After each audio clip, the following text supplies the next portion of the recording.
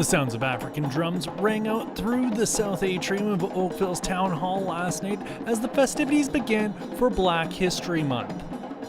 I think the motivation to do this is to be able to share this experience with the community.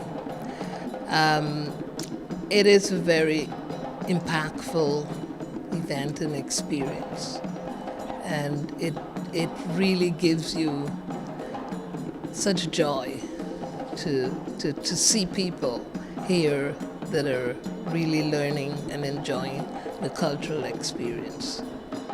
Part of the experience involves recognizing some of the many community groups that to this day work to promote equity and equality, as well as the important role that Oakville played in helping so many freed slaves find their way to freedom. Ports like Oakville were places where people came in, freedom seekers came in, and they were often carried for a low fare or no fare at all by the captains. Once they reached a place like Oakville, there was already a community here. There were freedom seekers had made their homes here before.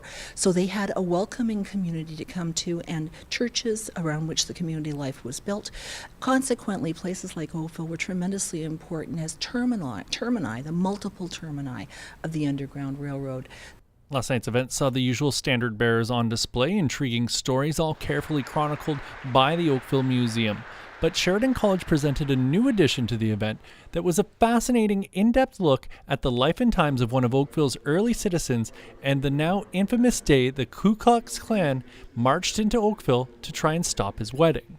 Our goal was to piece together his entire life, right, from his birth until his death. So the soldiers were looking at primary documents like his First World War personnel records, census records, newspaper records, voting lists, everything we could get our hands on just to piece together what his life was like, the jobs he had, where he lived, and of course what his service was like in the First World War as a machine gunner, and then finally what his life was like in Oakville in the 1920s as he watched the Canadian Ku Klux Klan increase in numbers, increase in size, increase in aggressiveness, until finally on that night in 1930 when 75 Klansmen came to Oakville and separated him from his fiancée Isabel Jones, which is kind of how I think most of people of Oakville have probably heard his name before, right? So, but we wanted to build the whole thing, right? The whole experience of what he would have gone through.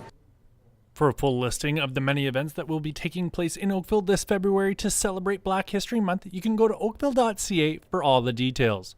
Reporting for Halton News, I'm Pierce Lang.